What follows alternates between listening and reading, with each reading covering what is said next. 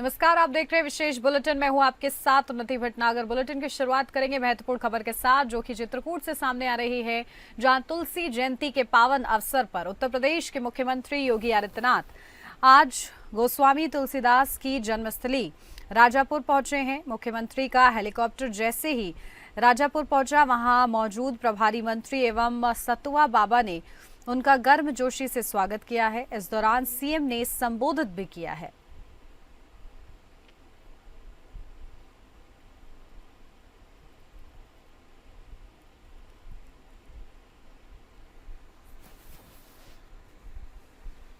बढ़ते हैं आगे। समाजवादी पार्टी के राष्ट्रीय अध्यक्ष अखिलेश यादव ने एक बार फिर केंद्र सरकार पर तीखा हमला बोला है।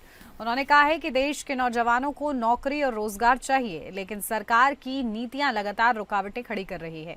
उन्होंने चेताया कि अगर यही हाल रहा तो देश की अर्थव्यवस्था गंभीर संकट में पड़ जाएगी। अखिलेश ने बढ़ती महंगाई और बेरोजगारी को लेकर भी सरकार को घेरा। उन्होंने कहा कि सरकार किसानों की आय दोगुनी करने में नाकाम रही है। किसानों को समय पर खाद तक नहीं मिल पा रही है और आम जनता की जीवन स्तर की गुणवत्ता भी गिरती जा रही है। इसी के साथ उन्होंने बताया है कि लाखों लोग भारत छोड़कर विदेशों में बसने को मजबूर हैं, क्योंकि यहां उन्हें न नौकरी मिल रही है, न सुरक्षित भविष्य। अखिलेश यादव ने देश में आयातित उत्पादों को लेकर भी चिंता जताई है। उन्होंने तंज कसते हुए कहा, जिस समय आप अमेरिका के दूध से बनी मिठाई खाओगे तो आप नॉन वेजिटेरियन व्रत रखोगे। इस पर हमें सोचने की जरूरत है। उन्होंने साफ किया कि जनता को अब जागरूक होकर लोकतंत्र की रक्षा करनी होगी।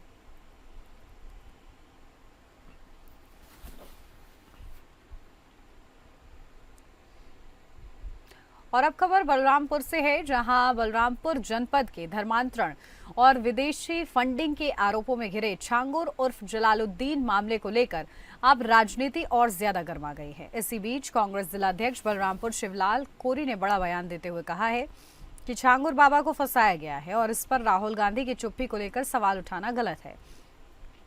ये बयान बुधवार को कांग्रेस जिलाध्यक्ष शिवलाल कोरी ने नगर में आयोजित एक कार्यकर्ता बैठक के दौरान दिया।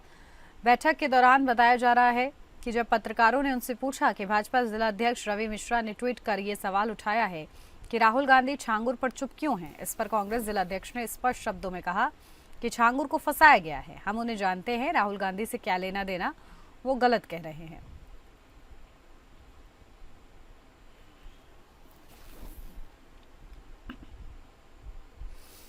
तो देखिए, छांगुर उर्फ जलालुद्दीन के धर्मांतरण खेल को लेकर कांग्रेस पार्टी से लगातार सवाल पूछ रही है बीजेपी कि आखिर इस मुद्दे पर चुप्पी की वजह क्या है।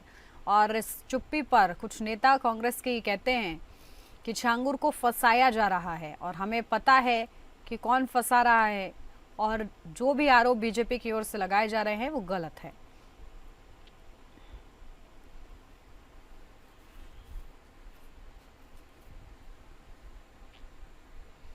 और अब खबर प्रयागराज से है, जहां प्रयागराज जिले के नवनियुक्त डीएम मनीष वर्मा ने जिले में बतौर जिलाधिकारी कार्यभार ग्रहण कर लिया है। उन्होंने अधिकारियों की मौजूदगी में कोषागार में पहुंचकर चार्ज लिया है। इसके बाद एडीएम, एसडीएम और मुख्य कोषाधिकारी से परिचय भी प्राप्त किया।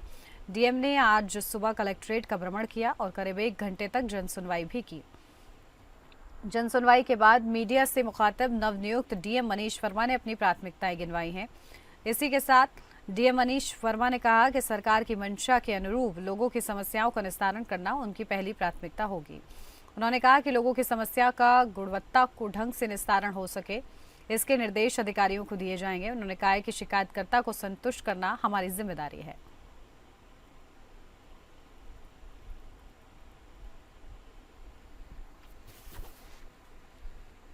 और अब खबर गाजीपुर से है, जहां गाजीपुर के मोहम्मदाबाद सीएचसी में एक नवजात बच्चे की मौत के बाद परिजनों और ग्रामीणों ने जमकर प्रदर्शन किया। परिजनों का आरोप है कि डॉक्टर की गैर मौजूदगी में नर्सिंग स्टाफ ने डिलीवरी कराई है और बताया जा रहा है कि इसमें लापरवाही बरती गई है, तभी नवजात की मौत हुई है। नवजात के शव को गोद में लेकर प्रदर्शन कर रहे विनोद कुमार ने बताया कि उनकी गर्भवती पत्नी को प्रसव के लिए मोहम्मदाबाद सीएचसी में भर्ती कराया गया था, जहां उसने एक बच्चे को जन्म दिया, लेकिन प्रसव के दौरान ही उनके नवजात शिशु की मौत हो गई। परिजनों का आरोप है कि इलाज में लापरवाही से बच्चे की मौत हुई है। नवजात की मौत के बाद परिजनों और ग्रामीणों ने मोहम्मदाबाद सीएचसी से 25 किलोमीटर दूर जिला मुख्यालय आकर सीएमओ कार्यालय के बाहर प्रदर्शन किया। उन्होंने दोषी डॉक्टरों और मेडिकल स्टाफ के खिलाफ कार्रवाई की मांग की। परिजनों ने नवजात का शव रखकर प्रदर्शन किया। मौके पर अभी देर रात्रि सीएमओ गाजीपुर तो नहीं पहुंचे, लेकिन एसडीएम सिटी मनोज पाठक ने मौके पर पहुंचकर परिजनों से बात की है और कार्रवाई का आश्वासन भी दिया है। उन्होंने कहा है कि दोषी डॉक्टरों और मेडिकल स्टाफ के खिलाफ जांच कर कड़ी कार्रवाई की जाएगी।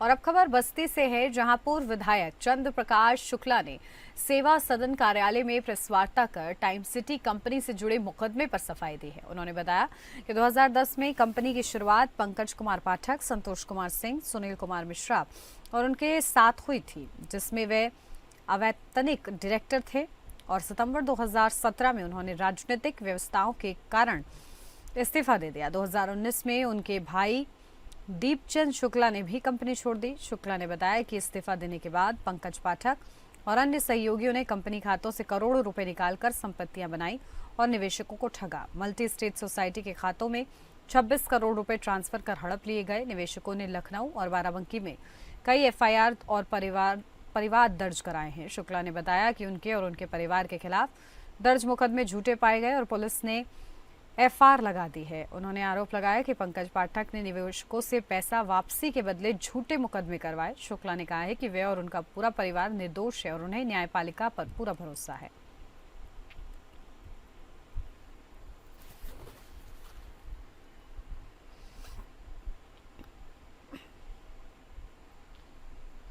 और अब खबर आगरा से है, जहां मोहब्बत की मिसाल ताजमहल एक बार फिर गलत कारणों से चर्चा में है।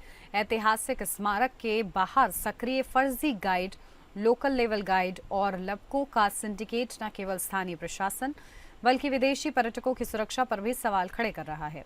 सुबह 5 बजे से ही आरके स्टूडियो के पास स्थित बैरिकेडिंग पॉइंट, पश्चिमी गेट और नीम तिराहा जैसे स्थानों पर लपके और लोकल लेवल गाइड पर्यटकों को निशाना बनाने के लिए सक्रिय हो जाते हैं। पश्चिमी पार्किंग से लेकर साउथ गेट तक दर्जनों फर्जी गाइड, लोकल लेवल गाइड विदेशी पर्यटकों को भ्रमित कर स्थानीय दुकानों में ले जाकर ठगी को अंजाम देते हैं। हैरानी की बात यह है कि दर्जनों सीसीटीवी कैमरास की मौजूदगी और ताज सुरक्षा और पर्यटन पुलिस की तैनाती के बावजूद ये गतिविधियां बेरोक-टोक हो रही हैं। सोशल मीडिया पर वायरल एक वीडियो में देखा गया कि एक फर्जी गाइड व लोकल लेवल गाइड विदेशी पर्यटक को ताजमहल के अंदर तक घुमा रहा है। कई विदेशी पर्यटक पहले ही ठगी की शिकायत दर्ज करा चुके हैं, लेकिन अब तक की गई कार्रवाई सिर्फ खानापूर्ति तक ही सीमित रही है। इससे ताजमहल क्षेत्र ठगों का अड्डा बनता जा रहा है, जिससे भारत की वैश्विक छवि को भी नुकसान हो सकता है। प्रशासन की लापरवाही और सुरक्षा एजेंसियों की ढील की वजह से पर्यटन उद्योग को भी नुकसान पहुंच रहा है।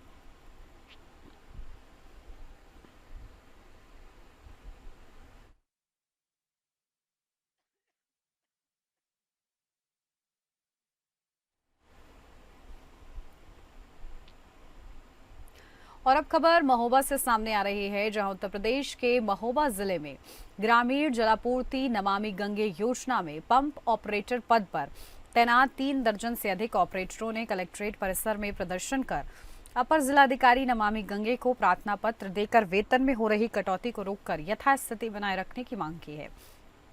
दरअसल जल जीवन मिशन के तहत ग्रामीण जलापूर्ति नमामि गंगे योजना के तहत गांवों में पानी सप्लाई की जा रही है, जिसके लिए 3 दर्जन से अधिक पंप ऑपरेटर्स को थर्ड पार्टी एडमिनिस्ट्रेशन द्वारा नियुक्त किया गया है, जिनको वेतन के तौर पर 9,500 रुपए प्रति माह दिया जा रहा है। आज 3 दर्जन से अधिक पंप ऑपरेटर ने कलेक्ट्रेट पहुंचकर प्रदर्शन करते हुए अपर जिलाधिकारी नमामि गंगे को प्रार्थना पत्र दिया है। अपर जिलाधिकारी को दिए पत्र में पंप ऑपरेटरों ने बताया कि वे ग्रामीण इलाकों में नमामि गंगे योजना के तहत जलापूर्ति कर रहे हैं और उनका वेतन 9,500 रुपए है, लेकिन 1 अगस्त 2025 से अब उनके वेतन में कटौती कर 7,000 रुपए किया जा रहा है, जिससे उनका खर्च चल पाना मुश्किल हो जाएगा। इसलिए आज सभी पंप ऑपरेटरों ने अपर जिलाधिकारी नमामि गंगे को प्रार्थना पत्र देकर वेतन कटौती के प्रस्ताव पर रोक लगाकर यथास्थिति बनाए रखने की मांग की है।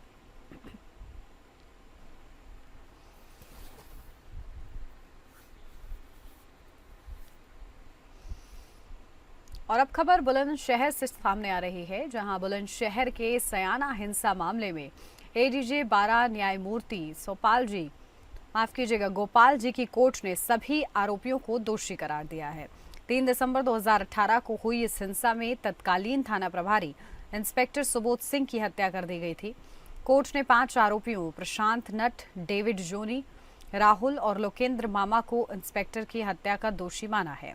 अन्य 33 आरोपियों को बलवा, हत्या की कोशिश जैसे गंभीर अपराधों में दोषी ठहराया गया है। कोर्ट ने सभी दोषियों को न्यायिक अभिरक्षा में भेजते हुए फैसला सुरक्षित रखा है, जिसे 1 अगस्त को सुनाया जाएगा। इस मामले में पुलिस ने कुल 44 लोगों के खिलाफ चार्जशीट दाखिल की थी, जिनमें से 5 की मुकदमे के दौरान मृत्यु हो चुकी है। एक आरोपी बाल अपचारी है, जिसे अलग अलग प्रक्रिया के तहत देखा जा रहा है। इस फैसले को सयाना हिंसा मामले में एक बड़ा मोड़ माना जा रहा है।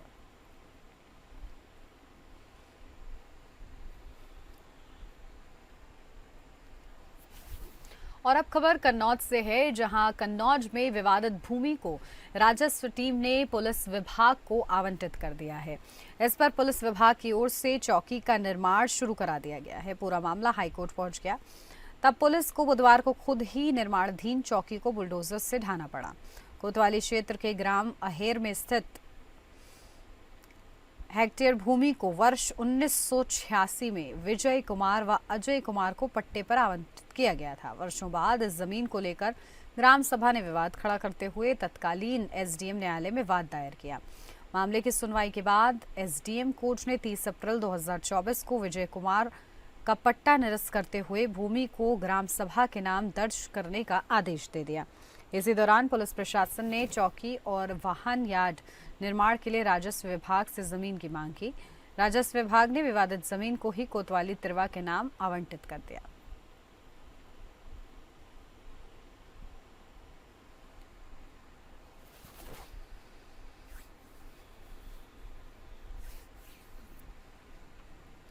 उत्तर प्रदेश के जिला शाहजहांपुर में विवादित व्यवहार के चलते बताया जा रहा है कि उपजिलाधिकारी ट्रेनी आईएएस रिंकू सिंह राही को उनके पद से तत्काल प्रभाव से हटा दिया गया है। उन्हें लखनऊ स्थित राजस्व परिषद से संबद्ध कर दिया गया है।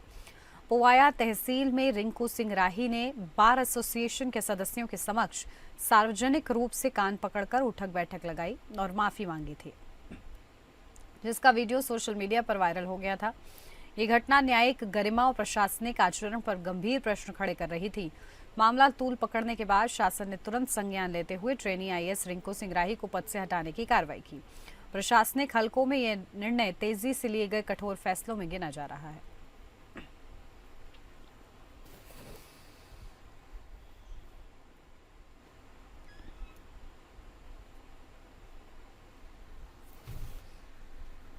करते हैं हमीरपुर से। अब खबर है, जहां हमीरपुर जिले की यमुना और बेतवा नदी में बांधों का पानी छोड़े जाने के बाद जलस्तर तेजी से बढ़ना शुरू हो गया है। यमुना नदी अपने खतरे के निशान 103 से ऊपर बह रही है। बेतवा नदी खतरे के निशान के पास बह रही है। दोनों नदियों के बाढ़ का पानी तटवर्तीय गांव और शहर की नदियों के किनारे वासी बस्ती में घुसना शुरू हो गया है। बाढ़ प्रभावित क्षेत्र के लोगों ने अपने घरों से सामान निकालकर घर की छतों या ऊंचाई वाले स्थानों पर वो रख रहे हैं। वहीं नदियों के किनारे पड़ने वाली सैकड़ों बीघा खेती को भी बाढ़ के पानी से नुकसान हो रहा है। जिला प्रशासन ने बाढ़ राहत को लेकर बाढ़ चौकियों और बाढ़ पीड़ितों के लिए कैंप बनाए हैं। 24 घंटे बाढ़ प्रभावित क्षेत्र पर निगरानी रखी जा रही है, जहां स्थायी लोगों को बाढ़ के पानी से दूर रहने के निर्देश दिए गए हैं।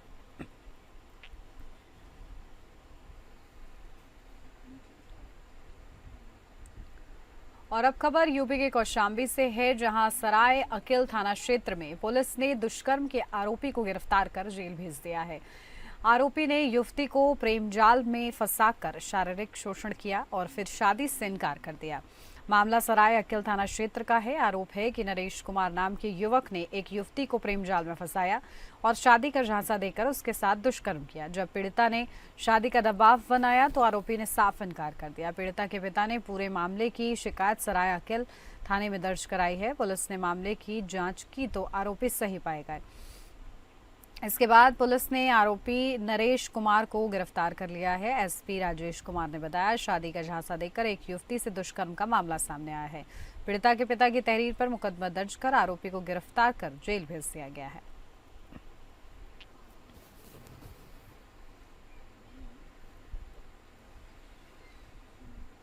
उत्तर प्रदेश की राजधानी लखनऊ से एक दर्दनाक खबर सामने आई है, जहां सीबीसीआईडी में तैनात एडिशनल एसपी मुकेश प्रताप सिंह की पत्नी नितेश सिंह ने फांसी लगाकर आत्महत्या कर ली। घटना महानगर थाना क्षेत्र स्थित रिजर्व पुलिस लाइन के ट्रांजिट हॉस्टल की है, माफ कीजिएगा। नितेश सिंह की मौत को लेकर मामला अब संदिग्ध होता जा रहा है, क्योंकि मृतका के परिवार ने सीधे तौर पर एएसपी मुकेश प्रताप सिंह पर प्रताड़ना और विवाहेतर संबंध का आरोप लगाया है। मृतका के भाई प्रमोद कुमार सिंह, जो फिरोजाबाद के पूर्व जिला पंचायत अध्यक्ष रह चुके हैं, दावा किया है कि मुकेश प्रताप सिंह का दूसरी महिला से संबंध था और इसी कारण वे लगातार अपनी पत्नी को मानसिक और शारीरिक रूप से प्रताड़ित कर रहे थे।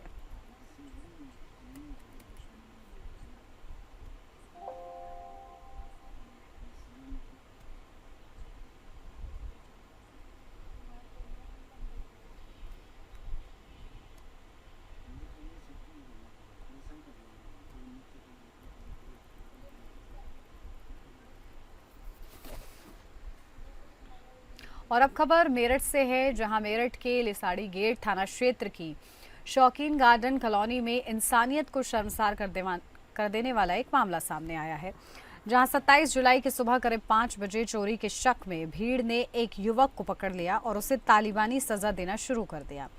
आरोप है कि सैकड़ों लोगों की भीड़ ने युवक को लाठी डंडों ईंटों से बेरहमी से पीटा। युवक जान की भीख मांगता रहा, पानी मांगता रहा, लेकिन किसी ने रहम नहीं किया। पुलिस मौके पर पहुंची, लेकिन आरोपी युवक को पुलिस की गाड़ी से जबरन छीन कर ले गए। उसके हाथ पैर बांधकर डंडे से लटकाकर कॉलोनी में जुलूस निकाला गया। यह सब किसी तालिबानी सजा से कम नहीं था। इसके बाद कुछ किन्नर भी मौके पर पहुंचे और युवक को भीड़ से छुड़ाया, लेकिन आरोप है कि किन्नरों ने भी युवक को बिजली के खंभे से बांधकर पीटा, जिससे उसकी इलाज के दौरान मौत हो गई। वहीं वीडियो में लोग काटने की बात भी कह रहे हैं। पुलिस ने 3 आरोपियों को गिरफ्तार कर लिया है।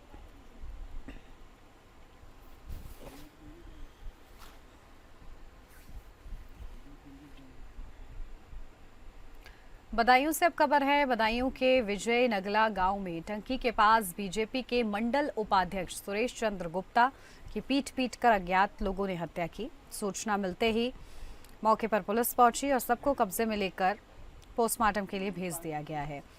बताया जा रहा है पुलिस जांच में जुटी हुई है। बदायूं के थाना बिनावर क्षेत्र के विजय नगला गांव के रहने वाले 62 वर्षीय सुरेश चंद्र गुप्ता पुत्र विष्णु गुप्ता बिनावर से भाजपा के मंडल उपाध्यक्ष थे। सुरेश के बेटे राहुल का विजय नगला गांव में जल जीवन मिशन के तहत पानी की टंकी का कार्य चल रहा है, तो राहुल घर पर नहीं था, तो रात में पिता सुरेश चंद्र गुप्ता पानी की टंकी पर चौकीदारी करने चले गए। रात में अज्ञात लोगों ने उनकी हत्या कर दी।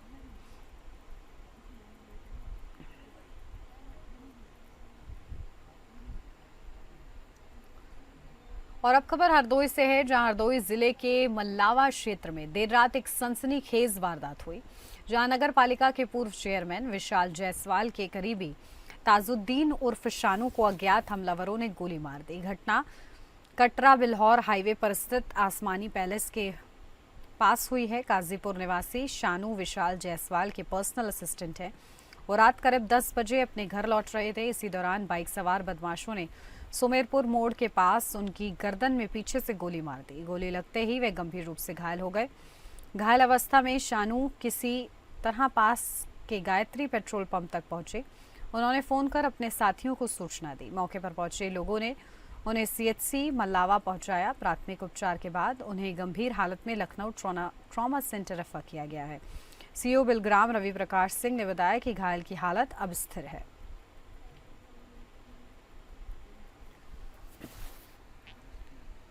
और इसी के साथ इस बुलेटिन में बस इतना ही। नमस्कार।